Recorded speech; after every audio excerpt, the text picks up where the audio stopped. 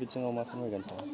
दा गिबियावनो दिनैनि भारत उदांस्रिनि मोनसे मोजांथार बरायथाव बे सानाव जोङो बे नोंथांमोननि चेनेलखौ आखाइ खबजबै बरायनायजों लोगोसे सिबिनाय जासिग्रोबाय। दा बेजों लोगोसे जोङो दिनै जे जोंनि बे माइनावफुरि गुदि फरायसालियाव जोङो माने दा दिनै सानसेनि थाखाय जे हाबाफारिफोरखौ लादों बे हाबाफारियाव बे उदांस्रि सानजों लोब्बा लाखिनानै जोङो उन्दै उन्दै गथ'साफोरखौ खारनाय बारनाय होनायजों लोगोसे आरो बिदिनो जोङो फुंबिलियाव फिरफिला बिरहोखांबाय आरो फिरफिलाखौ जों मोननै थाखोनि बिरहोदों। मोनसेया फरायसालिनि थासारि आरो मोनसेया एकाडेमि। जाय एकाडेमिखौ लानानै जों दा हयथ' दसे जथुमबाय। फिल्डआवहाय थानाय परिबेस गैया, गरम बारा। दा बयबो उन्दै उनलाखौ जोङो सायख्लुमाव लानानै मोजाङै मथन सावरायलायबावदों। दा बे जोंनि दिनैनि भारत उदांस्रिजों सोमोन्दो लाखिनानै जों जे दिनै एकाडेमिनि सोमोन्दै सावरायबाय। बे एकाडेमिनि मुङै सावरायनायाव जोङो जोंनिफ्राय गलांनाय आं फोरोंनो मोननाय गथ'साफ्रा खेलायाव जा, मोसानायाव जा, आबाद मावनायाव जा, फरायनायजों लोगोसे जाय बिथिङाव जाय गथ'फ्रा जेराव दावगासारनायनि लामा मोनोमोन बे लामाखौ जोंनि एलपि स्कुल बा गुदि फरायसालिखौ नागारलांनाय लोगो लोगो एमइ स्कुल हाइ स्कुलाव गलाङोब्ला बिसोरो निस्सय माने लामा गोमाहैयो। मानोना गोजौ थाखोआव गाइड होग्रा गैया। आं जेसेबां गाइड होगोन बेखौ गाइड होग्रा गैयैनि गोबां गथ'फ्रा लस जालांबाय। दा बिनि थाखायनो दिनैनि दिनाव जोङो 15 आगस्टजों लोब्बा लाखिनानै जोङो एकाडेमिखौ गायसनदों 27 मे 2024 मायथाइयावनो। आरो बे एकाडेमिखौ गायसननायनि गुदियावनो दङ जोंहा गेलेनाय बिथिङाव गथ'फ्रा दङ, नाथाय गाइड गैया। गाइडखौ जेराव आङो गावनो निजे साफा गेलेगिरि हिसाबै आं दा गथ'फोरखौ फरायनायजों लोगोसे मोनदांथि मोननायजों गथ'फ्रा गाव गावनि मोनदांथिजों हयथ' जोङो गेलेनो रोंगौ, नाथाय गाइड गैयियावनो आन्दायजोबो। दा जेरै जोङो गोजौ थाखोआव आं दैथायहरनायाव बेनो आरो गोजौथारावबो आं थांजोबनो हानाय आंहा खाबु गैया। मानोना गुदि फरायसालिनि फोरोंगिरिनि बिबान थानानै माखासेयाव ओरै हरै गिदिंजोबनो हाया। खालि थाखोआवल' फोरोंनो हायो, दखर फिल्डआवल' फोरोंनो हायो। दा बेखौ नायनानैनो ओइबारनिफ्राय जों हयथ' गुदि फरायसालिनिफ्राय गलांनाय फरायसाफ्राबो हजों एकाडेमि मुङाव जुदि फरायनायजों लोगोसे सोलोंलांनाय खाबुआ जेरैबायदि दं। एकाडेमिया जाबाय जोंनिफ्राय गलांनाय फरायसाफ्रा थाखोआव रोंलांनाय फरायसाफ्राबो बे खेला बिथिंखौ गेलेफिनोब्ला नैबे एकाडेमियाव फैनानैनो सोलोंफैनो हायो। एकाडेमि होनोब्ला जों गोबाङा मिथियो, गोबाङा मिथिया। जाय गथ'आ जेराव एक्सपार्ट बेखौ नायनानै जोङो एथलेटिक्सनि गथ'खौ जों एथलेटिक्सआव हरगोन, फुटबलनि गथ'खौ फुटबलाव हरगोन, बेबायदिनो लागरिनि गथ'खौ जों लागरि गेलेहोगोन, आरो सोरखौबा जों उसु बायदिसिना बिथिं जों आर्सारिबो लांगोन, काबादिबो लांगोन लासैनो। अन्तत' सिङाव आङो दा उसुखौ सोबाय। उसुखौ मैया दाख्लैनिफ्राय सानथामै मोजां सोलोंबाय आरो बेवहाय स्टेटनि गेलेग्रा आद्रा सोलोंनायफ्राबो फैफिनजोब्बाय। माब्ला इस्टाब्लिस खालामा बे दा बेखौ एकाडेमिखौ जों दाख्लै थांनाय नैबे मायथाइनिनो बोहैथि मायथाइनि 2024 मायथाइनि 27 मेआवहाय गायसननाय जाबाय। बेनिफ्राय जों जोंनि आइथु गामियावनो नैबे लागरिखौ डिस्ट्रिक्ट वाइसनि बादायनाय खुंफुंनानै सेलेकसन खालामदों। आरो बेवहाय जों आंनि बे गुदि फरायसालिनिफ्रायनो हौवासा हिन्जावसा गासै 18 जनमोन। 18 जनाव माने हौवासा 18 जन, हिन्जावसा 18 जन बेबायदि जादोंमोन सेलेकसना। नाथाय गासैयाव 9 जनल' थांनो हाबाय स्टेटआव। बे जाबाय न'खरनि मानसिफ्रा हयथ' थाखा फैसा आखाइयाव गैजोबामोन। बेखायनो बे 1500 एन्ट्रि फिसखौबो होनो हायै बेबायदि थासारियाव दा गोबां गथ' थालांदों।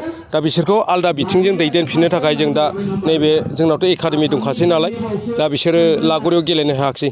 फुटबलाव थांगोन, फुटबलाव थांनो हाया, काबादियाव थांगोन, आरो फुटबलाव थांनो हाया उसुआव थांगोन। दा बेफोर गथ'फोरखौ बेबादिनो एकाडेमिनि गेजेरजों गोजौ थाखोसिम फोरोंथाइ होनानै गथ'फोरखौ जों फरायनायजों लोगोसे मेन फरायनाया बांसिन मेजरै दं हिसाबै जोंनाव दा एडिसनेल जों लोब्बा फराफारि हिसाबै बे गेलेनाय बिथिंखौ लांदों। आरो बे लोब्बा बिथिंनि फराफारियाव जों दा गथ'फोरखौ हयथ' जोंनिया नेसनेलसिम गेलेनो थांगासिनो दं 9 जन बे फरायसालिनिफ्रायनो। लागरि गेलेगोना नैबे आगस्ट लास्ट उइक नङाबा अक्ट'बर फार्स्ट उइकआव जासिगोन। 9 जन गेलेहैगोन। आरो ट्रफिया आं दा बावैसोनो लाबोगोन। माने आं सासे गथ'नो दोननो हरदोंमोन दाख्लै। बे ट्रफिफोरखौबो दायो जोङो रायजोआवनो देखायगोन, बयबो फरायसाफ्रा नुगोन। दा आसा खालामो बे एकाडेमिया गायसनजानायनिफ्रायनो थागोदै आगान सुरदों। थागदै आगान सुरनाया बेनो जों सिङाव फिटफाट खालामखानानैसो जों निउस पर्टेलफोराव नुजानो हायो जुदि बुंगोरनायनि सिगां आखल आखु मावनायनि सिगां जुदि बुंगोरलाबायनानै खामानिया फांसन जायाबा मिनिंलेस बेखायनो जों सिङाव थागद जानानैसो बेफोर जिनिसखौ जों निउस पर्टेलाव बुंनो हायो एकाडेमियाव फोरोंगिरि हिसाबै सोर सोर मोननो हादों दा बेवहाय दङ जोंहा मोनसे समाव बे गथ'खौ आंनो फोरोंदोंमोन उदांस्रि नार्जारि जाय उदांस्रि नार्जारिया दा नेसनेल उसुनि जाज बिथांखौ आं क्लास 2निफ्राय बै समाव आं क्लाबनि सेक्रेटारिमोन आइथुगावनि मोनसे दैथुन क्लाबाव एथलेटिक्स गेलेहैयोमोन जों क्लाबाव बे समाव बियो थाखोनिफ्राय फरायनानै क्लास 8सिम आंनो गाइड लादोंमोन एथलेटिक्सखौ नाथाय बै समाव सरकारनि खुंथायफ्रा बेले बेजे खालामनानै गथ'खौ स्टेट गेलेनानै नेसनेलाव थांनांगौबाबो न'आव लायगोन नों न'आव थाथ'हैदो होननानै बुङै बुङै क्लास 8सिमाव मिसइउस थगायजादों बेनिफ्राय आं बे गथ'खौ दुखु मोननानै उदांस्रि नार्जारिखौ दानि जाय बियो चाइनायावबो गेलेहैखांखानाय ओमफ्राय बिथां बे उदांस्रि नार्जारिखौ आङो क्लास 8सिमनि उनावहाय मा खालामदों माने बेखौ नोङो एथलेटिक्सआव जुदि सुबिदा होजालाबा नोङो दस्रा इभेन्टआव थांनांसिगौ खेबसेनो मा खालामदों बेखौ आङो कम्फु जुद' किक बक्सिं टाइकन्ड' काराटे जुद' उसु 7था खेलाखौ आं रानिं गेलेहोदों बेवहाय बियो 12 मासाव 13था खेला गेलेदों 13था खेलायाव 11था ग'ल्ड मोननैल' सिलभार जेननाय गैया आरो थार्ड गैया जाय जिबननि गथ'सा उदांस्रिया दा उन्दैसा नंला सासे मेम जाफैनो हाबाय जाय भारतनिनो जाज उसुनि जाज जानो हादों बिथांखौ गोबाङा सिनायो गोबाङा सिनाया नाथाय बेखौ आं आंनि गामिनिनो आइथुगावनिफ्राय एथलेटिक्स गेलेहोजेनदोंमोन नाथाय एथलेटिक्सआव जाफुङैनि आं दा बेखौ उसुजों फोरोंहरदों आरो उसुखौ बियो थाबैनो बबे इभेन्टआ साबसिन होननानै सोंदोंमोन आं बै 11 बार मेडेलिस्ट जानाय ओमफ्राय बे मोननै सिलभार मोननायनि उनाव बबे इभेन्टआ साबसिन होननानै बुंनायाव बे उसुआ साबसिन होनबाय उसु बास नों उसुखौ सेलेक्ट खालामदो आरो नोङो थाबैनो आउट अफ इन्डिया जागोन होनना बुंनानै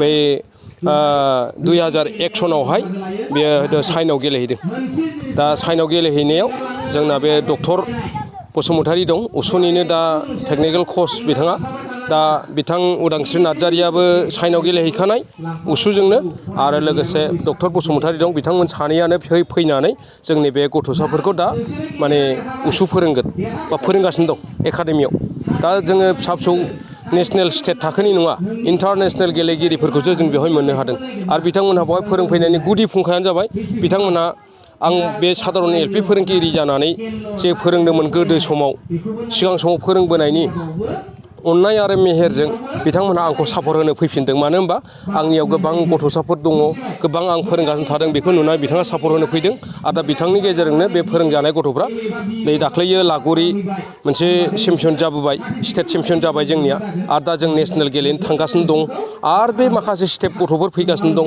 आरो दा बुंनो थांगोन आङो दा नोंथांमोनहा नुनो थांदों बे ससियेल मिडियानि गेजेरजों जोंनाव दुरन काप जादों 133थि दुरन काप जे जादों बे दुरन कापाव नुनाय जाय गथ'फ्रा माने प्लेयार एस्कर्ट जानो हानाय उन्दै उन्दैसा गथ'साफोरनि बे प्लेयारफोरखौ जे एस्कर्ट खालामलाङो फिल्डआव बेवहाय नुनाय फिल्डनि एस्कर्ट गथ'फ्रा बे माइनावफुरि गुदि फरायसालिनि फरायसाजोब दा बेखौ नुनानै नोंथांमोनहा मा बुजिगोन समाज बिजोंनि मानसिया नुयोब्ला मोनसे फोसावथाय नोंथांमोननि ओनसोलाव सोरबाफोर ड्राग्स एबा फेग्रा मुवाजों नाख्रेबजानानै थानाय सुबुं दं नामा जुदि नोंथांमोननि ओनसोलाव सोरबाफोर ड्राग्स एबा फेग्रा मुवाजों नाख्रेबजानानै थानाय सुबुं दं अब्ला नोंथांमोननि थाखाय मोनसे मोजां खौरां ड्राग्स एबा फेग्रा मुवाजों नाख्रेबजानानै थानाय सुबुंफोरखौ फाहामथाय होनो थाखाय नोंथांमोननि गेजेराव लानानै फैदों मोनसे रिभाइभ रिहाबिलिटेसन सेन्टार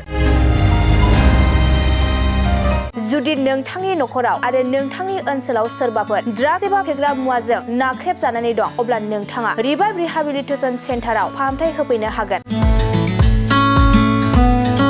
मंगलदै सेनं बामुनपारा दरंआव थानाय रिभाइभ रिहाबिलिटेसन सेन्टाराव नोंथाङा ड्राग्स एबा फेग्रा मुवाजों गोदोसोनानै थानाय सुबुंफोरखौ फाहामथाय होफैनो हागोन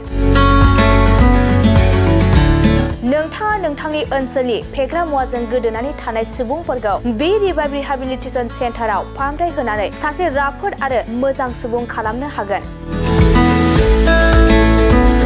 गोबां बाथ्रा मिथिबावनो थाखाय नोंथाङा 9859262926 60030092706 नैबे होनाय जानबुं नम्बराव खौरां लानो हागोन